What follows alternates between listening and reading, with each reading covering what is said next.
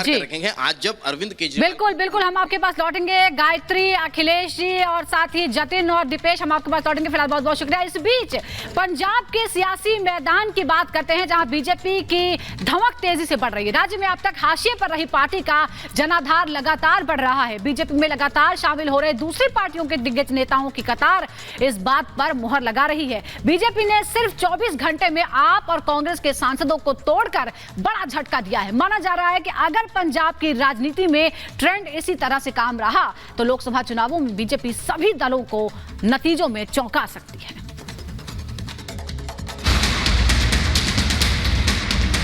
पंजाब में तेजी से बढ़ी बीजेपी की धमक। पहले कांग्रेस को दिया झटका,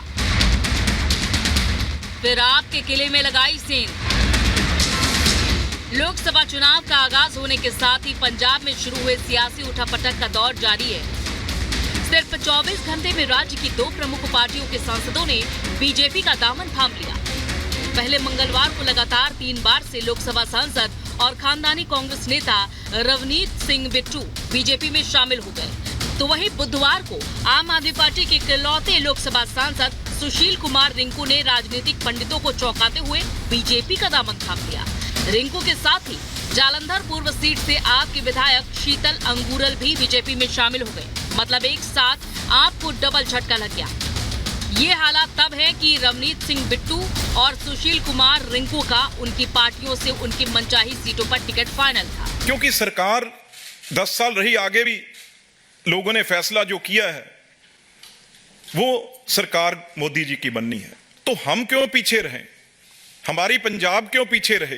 किसी तरह का कोई डर नहीं है, कोई भय नहीं है। डर तो उन लोगों को होगा जिन लोगों ने कोई घपले किए हैं, घोटाले किए हैं, जिनके ऊपर कोई जो सरकारी अदारे हैं, डिपार्टमेंट हैं, उनका पीछा कर रहे हैं। उन लोगों को डर होगा, मुझे किसी तरह का। ये जो ऑफर की बात है, क्योंकि अभी हम आज शामिल हुए हैं, आम आदमी पार्टी ने जो पंजाब के लोगों को झूठ बोला है कि कभी मिशन लोटस, कभी लोगों को गुमराह करते हैं, उन सभी पर सच बोलने का जो समय आ गया। मैं बहुत जल्दी प्रेस के माध्यम से मिशन लोटस के ऊपर जल्दी सारे प्रूफ लेके आऊंगा। आपको बता दें कि पंजाब में आप 2/3 बहुमत के साथ राज्य सरकार चला रही है, जबकि कांग्रेस मुख्य विपक्षी दल है। फिर भी इन दोनों दलों के नेताओं का राज्य के चौथे नंबर की पार्टी माने जाने वाली बीजेपी में शामिल होने से नए सियासी समीकरण बन रहे हैं। सबसे पहले आपको पंजाब के सियासी हालात समझाते हैं। पंजाब में सभी बड़े दल अकेले चुनाव लड़ रहे हैं। आप कांग्रेस में गठबंधन नहीं हो पाया, जबकि अकाली दल बीजेपी भी अलग अलग चुनाव लड़ रहे हैं। राज्य में परिवारवाद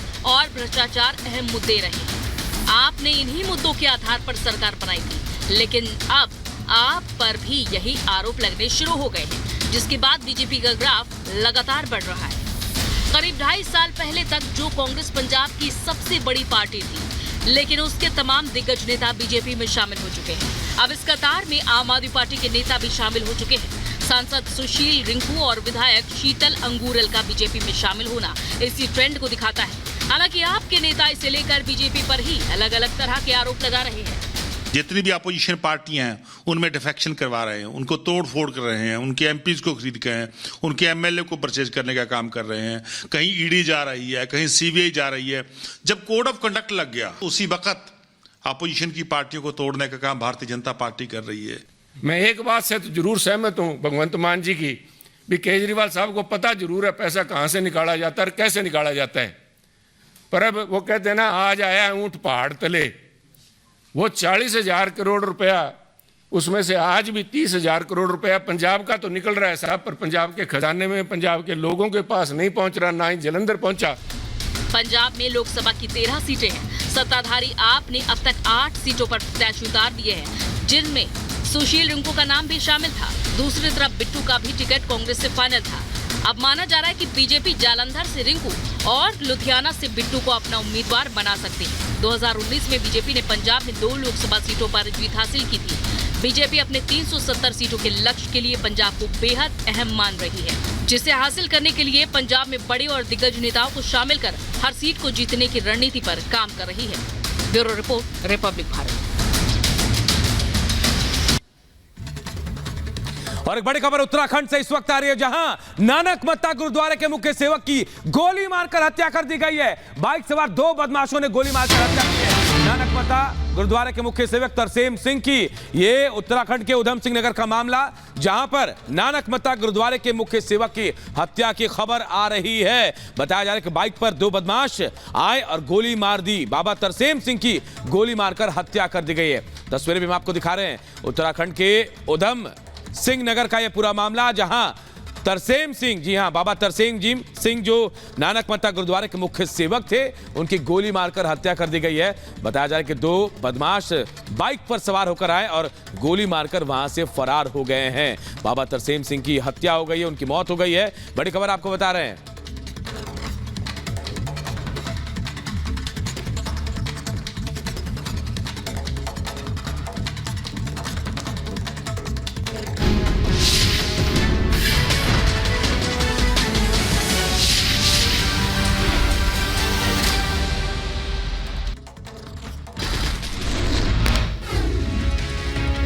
समाजवादी पार्टी ने मेरठ से अपने प्रत्याशी भानु प्रताप सिंह का टिकट काट दिया है। नए कैंडिडेट के ऐलान की संभावना है आज। विवादित बयानों के चलते काटा टिकट। तमिलनाडु के चेन्नई में डीएम के नेता थमी झाची के चुनाव अभियान की शुरुआत। चेन्नई के टी नगर से अपना चुनाव अभियान शुरू किया। केंद्रीय मंत्री गिरिराज सिंह ने INDIA गठबंधन पर हमला किया। कहा बिहार में गठबंधन की कोई मौजूदगी नहीं है, ये केवल मोदी जी को गाली देने आए हैं एक साथ। इंडी गठबंधन जिसे कहते हैं, इसका कोई वजूद नहीं है। ये केवल मोदी जी को गाली देने के लिए इकट्ठे हुए हैं, इसके सिवा इसका कोई वजूद नहीं है। शहजाद पूनावाला का सुप्रिया श्रीनेत पर हमला। कहा क्या आपने कंगना की पोस्ट के पीछे के अपराधी की पहचान की? उसमें आपको कितने महीने और साल लगेंगे? शहजाद पूनावाला का अरविंद केजरीवाल पर हमला। कहा अदालत लगातार आम आदमी पार्टी को दिखा रही है असली चेहरा। जो पहले इस्तीफा और जांच की बात करते थे, आज वो कैसे बदल गए? जो इस्तीफा मांगते थे लोगों का, अब वो ना इस्तीफा देने को तैयार है, ना जांच में शामिल होने को तैयार होते हैं 9 साल के बाद, और कहते हैं कि हम तिहाड़ से सरकार चलाएंगे। मुरादाबाद से सपा उम्मीदवार रुचि वीरा ने लोगों से मुलाकात की। कटघर इलाके में समर्थकों के घर भी गई रुचि वीरा। पश्चिम बंगाल के कृष्णानगर से उम्मीदवार बनाए जाने के बाद राजमाता अमृता रॉय ने पीएम मोदी से फोन पर बात की। कहा प्रधानमंत्री ने जैसे गाइड किया उससे प्रेरणा मिल रही है। बीजेपी ने जम्मू कश्मीर के लिए जारी की 40 स्टार प्रचारकों की list. PM Modi, JP Nadda, Rajnath Singh, Nitin Gadkari, Amit Shah और योगी आदित्यनाथ स्टार प्रचारक। बीजेपी ने कई राज्यों के चुनाव और सह चुनाव प्रभारियों की लिस्ट जारी की है। ओपी धनखड़ को दिल्ली का प्रभारी बनाया गया है। महाराष्ट्र का जिम्मा डॉक्टर दिनेश शर्मा को सौंपा गया है। कांग्रेस ने लोकसभा चुनाव के लिए जारी की 8वीं लिस्ट। 4 राज्यों के कुल 14 उम्मीदवारों के नाम का ऐलान। रायबरेली और अमेठी में प्रत्याशियों पर विचार नहीं कर पा रही कांग्रेस।